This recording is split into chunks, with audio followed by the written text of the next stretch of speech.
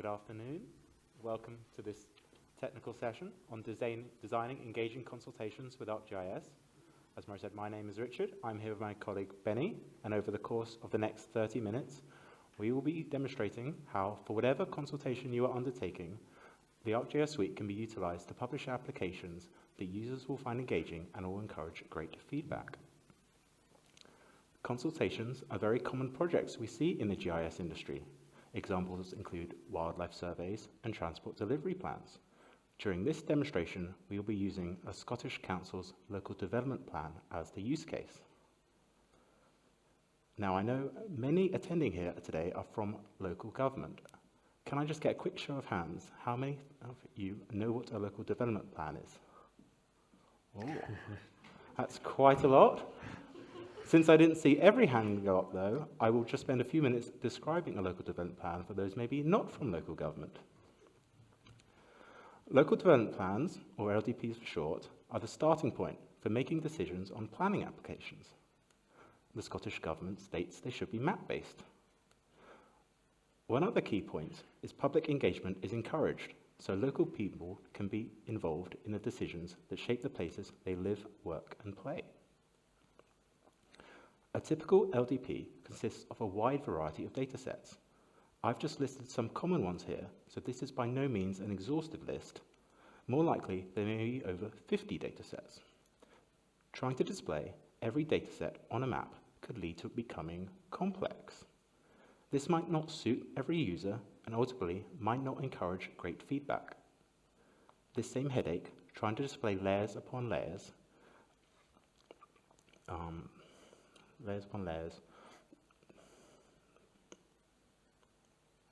it is not just an LDP problem, but exists in multiple consultations.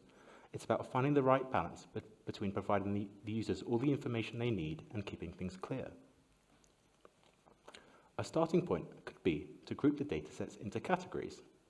Example categories could include the environment, business and industry, and transport. Maps that just display similarly themed datasets might be easier for a user to understand. Recently, we are seeing an increasing number of customers coming to us asking for recommendations to add value to the applications they have built in order to increase community engagement. We understand that even within the audience today, we will have customers coming from different levels of experience and also with different requirements they need from an application. Maybe you're looking for a simple-to-build app that can be embedded in a website. Maybe it is a map-centric app, or maybe it is one that scrolls and tells the story behind the project. During this talk, we will provide you with 3 different solutions that vary in technology, appearance, and effort, but we believe all will display information that a user can relate to and will encourage feedback. All the apps can be produced no matter what Esri deployment you have at your organization. The solutions that we have built utilize 3 different products as their base. Solution 1 is built using ArcGIS story maps. Solution 2 uses ArcGIS instant apps. And Solution 3 is built using ArcGIS Experience Builder. In all 3 solutions, we've embedded a feedback survey built using ArcGIS Survey 123. We are grateful to the City of Edinburgh Council who have kindly given us permission to use their data in our solutions. It is important to state at this point that the maps you will see do not portray an accurate representation of their current local development plan. In our solutions, we've applied branding to make it appear we are from the fictional council of Old Reekie.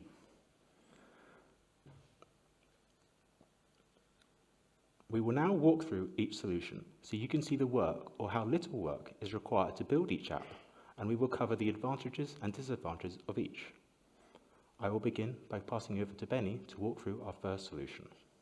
Thanks, Richard, for that comprehensive introduction. And before we get started with the first solution, can I ask you please to raise your hands if you have used or seen ArcGIS story maps before? Oh, that's lovely. It's always nice to see.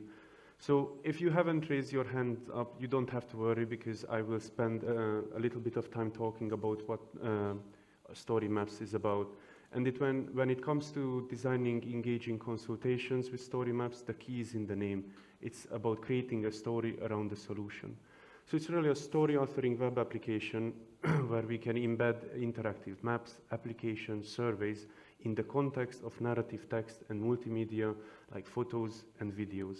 It is easy to use and user-friendly. It basically functions as a scrollable website, so you know that your customers or the public will have no problem using it or finding the information that they need to. It is also easy to configure, so if you will have to deploy a solution like this, you can do it without a lot of effort. And another thing to mention is the feature to brand your story maps with story map themes, where you can use your organization's logos or accent colors to make it consistent with your already existing solutions. With that said, let's jump into the first solution that we have prepared for you. So like Richard has mentioned in the introduction, we have created a local development plan solution for the fictional county of Old Reekie. And the first thing that you might notice is the Old Reekie City Council logo that is coming through with the story map themes. And as we continue to scroll, you see that the colors and the theme of this solution is consistent throughout and aligns with the City Council's website. The first two sections starts out with an introduction and the names and strategy. These have been using text, and these really help to place the solution into context. The public can find out information here about what LDP is, or maybe upcoming important dates. And there are also opportunities to embed your already existing solutions that you might already have in buttons where the user can just click on it and can link out to your City Council's website, for example, or additional supplementary guidance. As we continue to scroll, we'll arrive to the policies section, where an interactive web map has been embedded into a sidecar element. This web map has been configured in ArcGIS Online, and with currently all of the layers hidden. As Richard mentioned in the introduction, that it is sometimes beneficial to categorize the many different proposals and policies into categories. So we can click on these buttons, which are also called map actions, and clicking on them will result in the map zooming in and highlighting the policies in our area of interest. We can take a moment and scroll through the different policies in our fictional City Council. If we want to find out more information about a proposal, we can just click on a feature on a map that will bring up a pop-up where we can follow a link to another documentation where we can find out information about the exact policy. For accessibility reasons, we have embedded a video here that the user can watch, and they can find out how to control this web map. Now, to demonstrate how easy it is to configure a map action in story maps, we're going to edit this story, and we're going to add a fifth category. So we're just going to scroll back to policies, and you'll see that these plus buttons are appearing in the story map. You can click on these, and you can select the different content blocks that you can add in the story map. In this case, we want to add another map action. We can just add an appropriate title and click on the pencil to configure. As you can see, these are the layers that have been configured beforehand in ArcGIS Online, and all we need to do is to show the layer that we want to display. We can select an appropriate zoom level and save action. And with that, we have configured a map action. So let's get this story map published. And with all engaging consultation, capturing feedback is an essential part. For these reasons, we have embedded a survey at the end of this solution, which now Richard is going to walk you through. As I mentioned earlier, we have used Survey 123 to capture feedback in all our solutions. Survey 123 is a form-centric app that allows us to capture information through questions. A good survey will be able to fill in quickly and easily. The survey that we've embedded appears simple, but there are a few features I would like to focus on. The survey begins with a map question to capture a point. I have added a geographical constraint to only allow submissions that are within a bounding box of our catchment area. When a user selects a location outside of our catchment area, An error appears saying this location is outside of Old Reekie.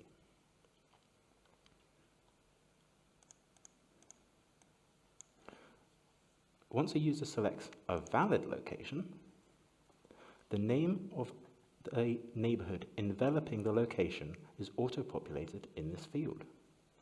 To get this working for you today, I used a JavaScript function running a spatial query against a dataset containing the neighborhoods of Old Reekie. This was only possible by publishing the survey using Survey123 Connect. For those of you that like the sound of this functionality but are apprehensive about the JavaScript aspect, then I have some good news. In the upcoming Survey123 update, running a spatial query against a dataset will be an out-of-the-box tool for surveys published using the web designer. Following that, next year, the same will be true for surveys published using Survey123 Connect, so you won't have to get your hands dirty with JavaScript. Any feedback someone in the community has about a plan is captured in this text box. If I wanted to, I could have included more specific questions or maybe a quantitative question such as rating on the scale of 1 to 10. Ultimately, the choice is up to you. Lastly, we gave the user the option to enter their postcode. The benefit that this will provide is we can use it to answer questions such as, is there a correlation between the postcode and the location of feedback? Will we get more feedback from one postcode compared to another?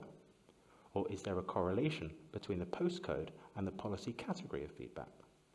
We set this question to optional, but equally you could set it to required if this is information you would find valuable. I hope you saw many features there of ArcGIS story maps and Survey123 that you may consider implementing in a solution of your own. We will now move on to solution 2, which is built using ArcGIS instant apps. For those of you that may not have come across these configurable applications before, or may wonder how they differ from ArcGIS Web App Builder, I'm just going to give you a brief introduction. The clue is in the name, instant apps. The process to select, configure, and share this app can be done within minutes and is extremely straightforward. There are a variety of templates, and with many already designed with a task in mind, it is quicker than ever to match your project with a template that's right for you. All the templates are built using the latest web technology, so the functionality is consistent with the ArcGIS Online Map Viewer, and they can be performant on any device. What we saw in the story map, in our solution, we have used the portfolio template and opted for a tabbed layout. What we saw in the story map with different maps for different policy categories, we have mirrored in this solution. The same feedback survey is available as a section and will be available as a tab at the top too, so users won't have to navigate away to a different link. Applying a theme to the app is easily done with the theme and layout settings, so we were able to keep the appearance consistent with our branding. Let's demonstrate it now.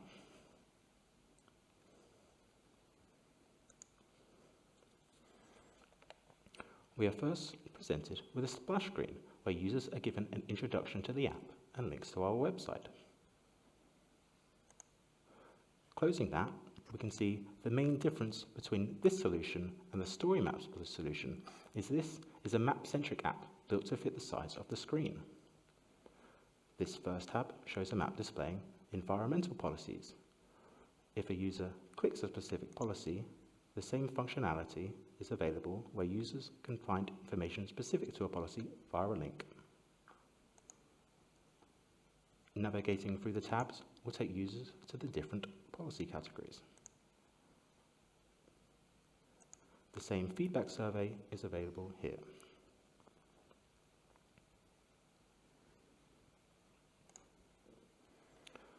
One potential advantage of instant apps is that they can be embedded in the existing layout of a website. Equally, they could be opened from a link. The streamlined nature of instant apps does mean there is less opportunity to add narrative to the appearance of the app. Our recommendation would be to utilize a splash or cover screen where you can provide important information, and any extra information can be placed on your website. Maybe you have seen there some potential opportunities there to use instant apps in your work. I will now pass you back to Benny to walk through solution 3. Thanks, Richard. So this next solution has been developed by ArcGIS Experience Builder. And for those of you who are not familiar with this platform, it enables users to create unique web experiences that almost function like a website, using flexible layouts that can be viewed on desktop, tablet, or even mobile phones, with the content that your organizations might already have, like interactive web maps and surveys using widgets. You can design single or multi-page applications, and you can also choose between a fixed screen application, which is similar to what Richard has just presented to you, and it is easy to be embed, or more like a story map, a scrolling screen application. Now, if that sounds a bit overwhelming for you, you don't have to worry, because there are many templates that you can get started with. Here's a screenshot of the many different templates that you can start with. And these will already have all the widgets configured for you, and all you need to do is add your existing content. If you're feeling confident, you can also start with a blank full screen, and you can use the drag and drop style builder and choose the widgets you want to use to design the application to meet your needs. You will be glad to hear that Experience Builder has been developed using modern GIS and the latest web technologies, and so it is consistent with all other ArcGIS solutions. If you choose to design your own application, some of the widgets might be familiar from you if you have used Web App Builder. There are plans to migrate all of the widgets that are available there, and many beyond that. You will be also glad to hear that there's absolutely zero coding required to be able to design engaging consultation solutions. So with that said, let's jump into the solution that we have prepared for the example of Old Reiki. And as you can see, the user is presented with a home screen. Here they can find out important information about what an LDP is and what are its objectives that it is seeking to achieve. There are also buttons that the user can click on, which will link out to outside resources, for example, the City Council's homepage, or more information about policies. We can just click on the Let's Get Started button, and the user will be greeted with map-centric application. You might also notice that the theme again is consistent throughout the application. You have Old Reiki's City Council logo and the accent colors. There is also a social media widget embedded here, where you can tag your social media pages, and the users can find out about important upcoming dates or announcements. The policies have once again been categorized, and we can click on these buttons to explore the different proposals in the city of Old Reiki. There's also a list widget where all the Edinburgh neighborhoods are visible. A trigger has been configured, so when we zoom into an area of interest, the list widget is filtered according to the map view. We can also select a neighborhood, which will zoom to an area of interest, highlighting it, making it easy for the public to engage with and find a place where they live or where they work. If we want to find out more information about a proposal, we can just click on a feature on the map and follow the links in the pop-up to outside resources. Now, as with all of our previous solutions, collecting public feedback is essential. Because of this, we have embedded a survey into the side panel. Now I will pass it back to Richard, who will talk you through how this survey is different than from the previous one. The survey that we've embedded in this experience is built slightly differently to the ones you saw before. Previously, we were capturing a point location that the user selects. In this solution, we are capturing polygon data and demonstrating how Experience Builder can pass both geometry and attributes from a selected data set into a Survey 123 form. The decision is up to you, whether you want to capture the precise location you get with a point data set or the more general area you get with a polygon data set. The data attributes we will pass are from the neighborhood boundaries. In this example, it doesn't matter that the neighborhood boundaries aren't visible. As long as they are a layer on the map, when a user clicks at a location, the geometry, and the name of the area is auto-populated in the Survey 123 form. This makes it really simple for the user to fill out this form. The process to set this up is really easy too. When you add the survey widget into the experience, you just enable this toggle, send data to survey, and then we will set up a link. You start by selecting a field in the dataset and then a respective question in the survey. Throughout this talk, we have mentioned how feedback is collected using Survey 123. We thought it was worth highlighting why using Survey 123 adds value to your project. I'll start by stating the obvious. By using Survey 123, all the data is already available as feature classes in ArcGIS Online or ArcGIS Enterprises, so there's no need for any data migration. And then you can do everything you know and love. With Survey 123, you have access to the tools that come with the Survey 123 website.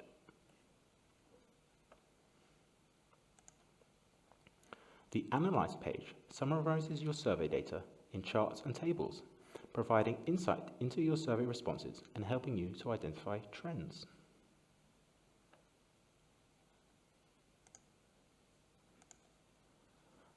The data page provides the ability to inspect, filter, edit, and export data into different formats. The data page is also where you can generate reports. This is a great way to present feedback in the form of printable documents for either individual surveys or a summary report for a set of surveys. Within ArcGIS Online or ArcGIS Enterprise, another application you can make use of is ArcGIS dashboards. Dashboards provide the ability to see spatial trends in the survey data when you overlay them with other datasets. These trends may not have been visible when viewing the datasets on their own. Charts and gauges help visualize these trends, and they will update automatically as new survey data is collected. The widgets and the overall appearance of the dashboard is fully configurable, so you can tailor the dashboard to suit your needs. You may have seen this demonstrated in the talk earlier today on Supercharge Your Apps. I recommend catching a recording of that if this is interesting to you. Lastly, it is worth pointing out that by using Survey 123, webhooks can be easily set up that will trigger an action whenever a survey is submitted. Common uses for webhooks include sending an email notification, adding records to a spreadsheet, or updating an enterprise geodatabase. This means you can stay up to date with your survey and you don't need to configure your own workflows to duplicate data across platforms. I hope you have seen the benefits of using Survey 123 in your consultation projects. If you have any questions about Survey 123, feel free to ask me after the talk. I will now pass you back to Benny, who has one last tip for you. So the final solution that we would like to talk to you about today is for those consultations that might be ongoing for a longer period of time or might consist of multiple applications and surveys. For this, ArcGIS Hub can serve as an easy-to-configure platform that can help organize all of these applications, engagement tools, and even initiative goals into one place that is easily accessible for the public. So in essence, it is a solution to bring everything together into one place.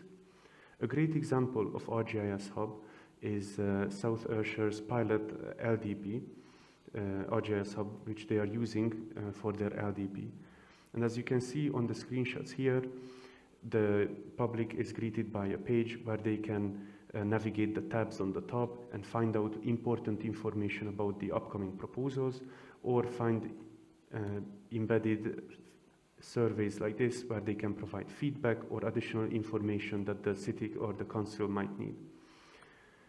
You have also the option to embed your contents like interactive web maps, like this 3D map of the many different proposals and the categories of proposals in the charts below that the public can engage with. You also have the option to embed story maps, like this one, which talks through what an LDP is, and the public can find out important information about upcoming dates and the timeline of the local development plan. That brings us to the closing thoughts, and for this, I would like to summarize the 4 different solutions that we have presented to you today. It's important to note that all of these vary in effort compared to engagement. As you can see on the graph here, solutions 1 and 2 with the story map and the instant tab are focused application, while solution 3 with the experience builder and solution 4 with the ArcGIS hub might take a bit more effort to deploy or to develop, but will return more engagement. So we hope that we have been able to demonstrate a solution for you today for a wide range of scenarios, and we also hope that we have been able to inspire you to elevate your future consultations with the use of ArcGIS. So thank you very much for your attention, and I think we have plenty of time to answer questions, and if you have any,